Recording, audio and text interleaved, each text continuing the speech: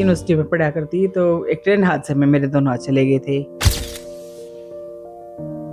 Treatment के दौरान मुझे मेडिकल में छोड़ के चले गए, कहने लगे कि तो हमारे किसी काम की नहीं, हमारा ये काम करो, रोटी पोल सकती नहीं, कपड़े धो सकती नहीं, घर का काम कर सकते, हम इसका क्या करेंगे, हमने इसका करना पड़ेगा। तो उन्होंने मुझे वहीं मेडिकल में छोड़ दिया था। वैसा डबल हादसा हुआ तो मुझे हिम्मत आई अंदर से, मुझे लगा कि इन लोगों को मुझे जी के दिखाना है अच्छे से और खूब मेहनत करूंगी और आगे बढ़ूंगी। जो मुझे जो छोड़ रहे हैं इनको मैं देखती हूँ कि कैसे। सुनीता मल्हान जीती जागती जिंदगी की एक ऐसी मिसाल जिसको देखकर मुश्किल भी घबराती नजर आती है।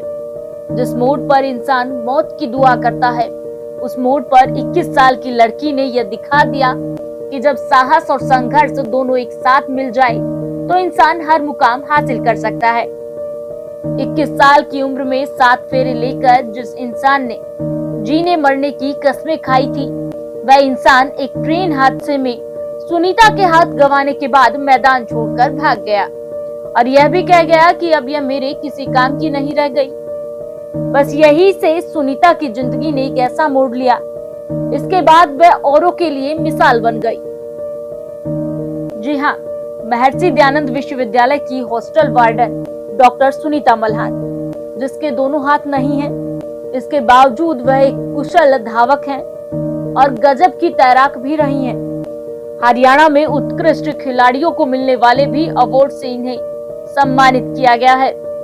हाथ नहीं है तो क्या हुआ, वह अपने पैरों से लिखती हैं, फोन चलाती हैं और घर के छोटे मोटे काम भी करती हैं। यही नहीं, सुनीता मल्हान हरियाणा गौरव सम्मान से भी सम्मानित है।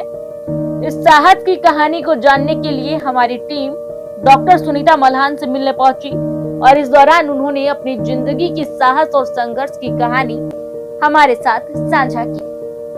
देखिए किस तरह से एक महिला का साहस और संघर्ष उसको इस कदर इस मुकाम पर लेकर जा सकता है कि वो सबके लिए एक मिसाल बन गई।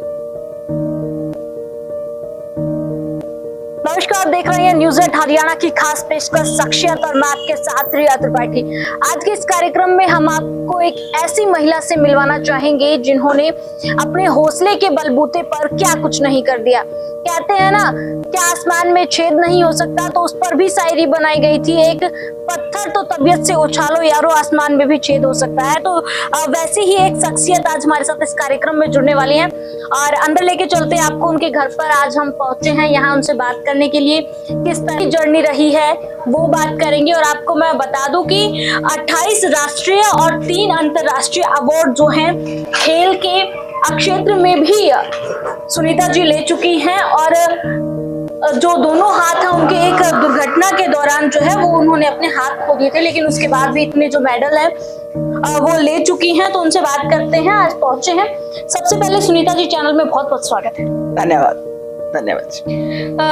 जिस तरह से आपने अपनी जर्नी की शुरुआत की, सबसे पहले चाहेंगे कि दर्शकों को एक बार वो जर्नी पता चले कि किस तरह से आपने शुरुआत की थी, कहाँ से आपका जन्म हुआ और उसके बाद किस तरह से आपने अपनी स्टडी की और सारी चीजें। मेरा जन्म झज्जर जिले के सुबाना गांव में 12 दिसंबर 1966 को हुआ था और मेरी प्राथमिक शिक्षा मैंने झज्जर से ही की और फिर गांव से की थी प्राथमिक शिक्षा और हाई स्कूल मैंने झज्जर से किया और फिर आईसी कॉलेज जो government college for women Rohtak है, यहाँ से ग्रेजुएशन की और एमडीयू से पोस्ट ग्रेजुएशन और एमफिल और पीएचडी की पढ़ाई मैंने यहीं से महर्षि दयानंद विश्वविद्यालय से ही की थी। और जब मैं एमए फाइनल की स्टूडेंट थी तो एक ट्रेन हादसे में मेरे दोनों हाथ चले गए थे। तो जिस साल मेरा एक्सीडेंट हुआ था उसी साल मैंने मई 87 में हुआ था और दिसंबर में मैंने अपना 3rd सेमेस्टर का एग्ज़ाम दिया, फिर एमए कंप्लीट की और फिर आगे एमफिल में एडमिशन लिया था। तो मेरी यूनिवर्सिटी कॉलेज में एज ए लेक्चरर जॉब लगी थी, वहाँ मैंने 6 महीने तक एडहॉक बेसिस पे पढ़ाया और बाद में मार्च 90 में हॉस्टल वार्डन के तौर पर मेरी जॉब लगी थी। तब से मैं अब तक महर्षि दयानंद विश्वविद्यालय के गर्ल्स हॉस्टल में वार्डन के तौर पर कार्य कर रही हूँ। सुनीता जी, वैसे जो चीजें बीत चुकी हैं उसके बारे में बात करना इतना नहीं जायज मानते, लेकिन उस पर एक बार जरूर, ताकि जो दर्शक ये वीडियो देख रहे हैं वो जरूर समझे कि हौसला क्या चीज होती है, क्या कुछ नहीं करवा सकते। उसके लिए जो आपके साथ दुर्घटना हुई थी, कहाँ जा रहे थे आप, किस तरह से जा रहे थे और क्या किस तरह से दुर्घटना हुई थी? मैं रेलवे क्रॉसिंग पे जा रही थी साइकिल पे, तो मेरी चुन्नी उलझ गई थी, मैं गिर गई थी वहाँ रेलवे क्रॉसिंग पे। और उस टाइम तो मुझे बेहोश थी, तब मैंने होश आया तो अपने आप को मेडिकल भी पाया। और मेडिकल में ट्रीटमेंट के दौरान ही जो है मेरी उस समय शादी हो चुकी थी। आपको बताना चाहूँगी कि 4 महीने हुए थे मेरी शादी। तो मेरे इन लॉज ने जो है मुझे वहीं मेडिकल में ही छोड़ के चले गए थे कि कह रहे थे कि अब हमारे किसी काम के नहीं है, क्योंकि अब इनके हाथ ही नहीं है, ना ये खाना बना सकती है, ना कपड़े धो सकती है, ना हमारे किसी काम की नहीं है। तो फिर मैं अपने मेडिकल में ट्रीटमेंट के बाद मैं अपने पेरेंट्स के साथ अपने घर चली गई थी। उस समय डबल हादसा हुआ मेरे साथ, एक तो दोनों हाथ ही चले गए थे और ऊपर से इन लॉज ने, ससुराल वालों ने भी वही मेडिकल में ही छोड़ दिया था। तो मुझे डबल हाथ से, मेरा मानना है कि हाथ से इंसान को मजबूत बनाते हैं, तो मेरे साथ डबल हाथ हुआ तो मुझे हिम्मत आई अंदर से। मुझे लगा कि इन लोगों को मुझे चीखे दिखाना है अच्छे से और खूब मेहनत करूंगी और आगे बढ़ूंगी। जो मुझे जो छोड़ रहे हैं इनको मैं देखती हूँ कि कैसे। फिर बस पढ़ते पढ़ाई करते हुए मैंने उसी साल, हिम्मत नहीं आ रही, उसी साल मैंने अपना 3rd सेमेस्टर एग्जाम दिया। आगे पढ़ाई करते करते जब मेरी पढ़ाई खत्म हो गई तो फिर मुझे अलग कुछ करने की इच्छा हुई, तो मैंने पेंटिंग सीखी शुरू में। तो उसमें मुझे किसी दूसरे आदमी की जरूरत होती थी पेंटिंग में, तो किसी हेल्प के लिए कलर मिक्स करना है, तो मुझे लगा कि नहीं, अलग से मैं यहाँ, मेरा घर स्पोर्ट्स कॉम्प्लेक्स के पास है, तो मुझे यहाँ बच्चों को मैं भागते हुए देखती थी, तो मुझे लगा कि मैं सिर्फ ये तो कर सकती हूँ पाँव से। मैं अपना शूज़ पहन के निकल जाती थी, प्रैक्टिस करती थी। शुरू में तो बहुत मुश्किल होती थी कि बिना हाथों के दौड़ना, बैलेंस नहीं बनता था, एयर कट भी नहीं होती थी, पर धीरे धीरे मैंने प्रैक्टिस, काफ़ी प्रयास किया, मेहनत की और मैंने अपना स्पोर्ट्स में हिस्सा लेना शुरू किया। मास्टर्स के बाद मुझे पैरा का पता लगा। पैरा में मैंने 2005 में शुरू में नेशनल खेला, वहाँ मुझे 2 गोल्ड और 1 सिल्वर मेडल मिला 2005 में कोयम्बटूर तमिलनाडु में। और उसके बाद मेरे खेल की शुरुआत हुई। मैंने लगातार 2018 तक मेरे 28 नेशनल मेडल हैं और 3 इंटरनेशनल मेडल। मुझे यूके में मैनचेस्टर में खेलने का मौका मिला, वहाँ मैं 2 गोल्ड मेडल लेके आई। और 2006 में मलेशिया में मुझे एशियन गेम्स में खेलने का मौका मिला, वहाँ भी मुझे 1500 मीटर में ब्रॉन्ज मेडल मिला। और उसके बाद तो स्पोर्ट्स करते करते बस मुझे काफ़ी मतलब हिम्मत बढ़ती गई, आगे बढ़ती रही, करती रही, अपना हौसला करती रही। हाँ बिल्कुल, देखिए जिस तरह से सुनीता जी ने यहाँ बताया कि जो जवाब इनको अपने इन लॉज की तरफ से मिला था कि अभी हमारे किसी काम की नहीं है, लेकिन उस चीज का जवाब देने के लिए इन्होंने जिस तरह से अपनी जर्नी आगे शुरू रखी, अपना हौसला नहीं हारा और आज बुलंदियों को छू चुकी हैं। आपको बता दूं, राष्ट्रपति से सम्मानित हैं और स्टेट लेवल के तो कई ऐसे पुरस्कार हैं जो इनको मिले हैं। भीम अवार्ड जो है इनके नाम जो है मिला इनको, और उसके बाद भी 28 नेशनल और 3 इंटरनेशनल स्पोर्ट्स में जो है ये मेडल जीत चुकी हैं, तमाम चीजें। और यहाँ एक चीज और गौर करने वाली है, जो जीवन साथी 7 जन्म का वादा करता है, 7 वचन लेता है। 4 महीने जो है महज शादी के हुए थे और उस दौरान जब ये हादसा हुआ तो उन्होंने साथ छोड़ दिया।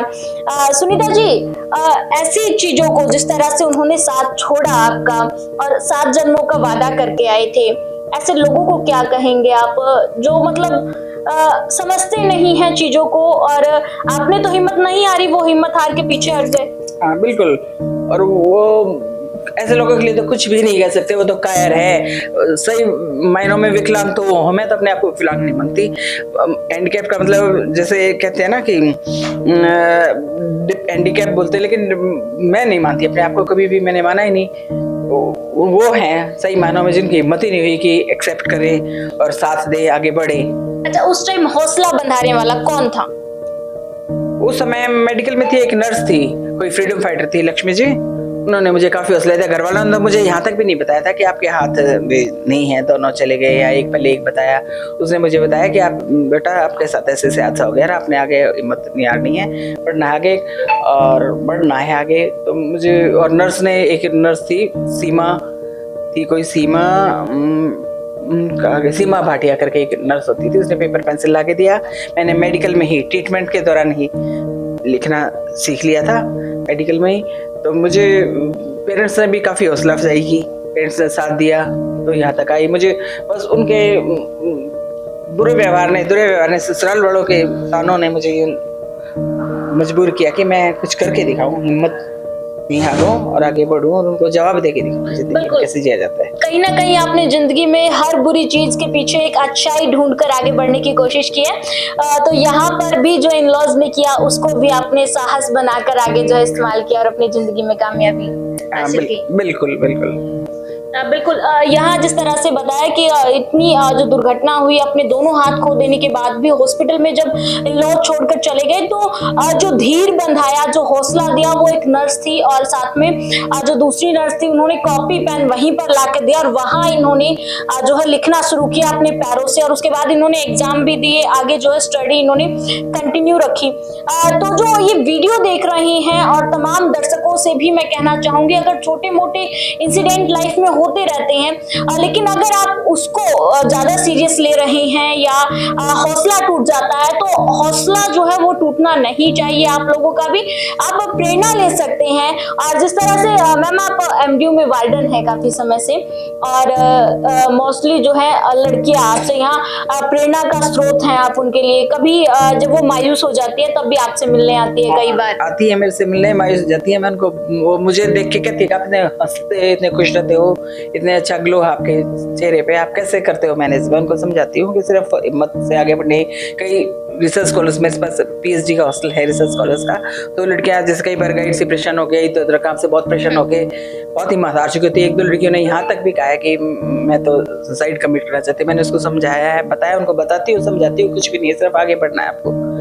हिम्मत और हौसले से जब मैं बिना हाथों के यहाँ तक पहुँच सकती हूँ तो तुम तो सब तरह से सक्षम हो।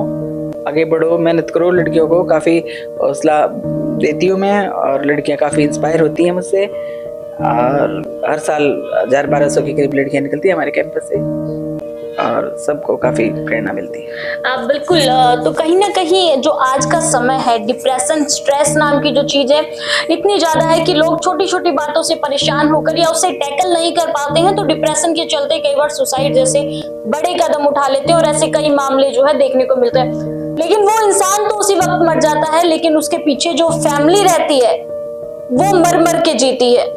तो आप सभी दर्शकों से भी मेरी यही अपील है कि अगर कभी ऐसा होता है तो एक बार सुनीता जी के बारे में जरूर सोचें। जिस तरह से इन्होंने अपनी लाइफ जो है, अपनी जिंदगी जी है जिस तरह से हौसले के साथ, तो वो हौसला आपके अंदर भी होना चाहिए। ऐसी और भी खबरों के लिए जुड़े रहिए हमारे साथ। जल्द मुलाकात होगी नई खबर के साथ, तब तक के लिए नमस्कार।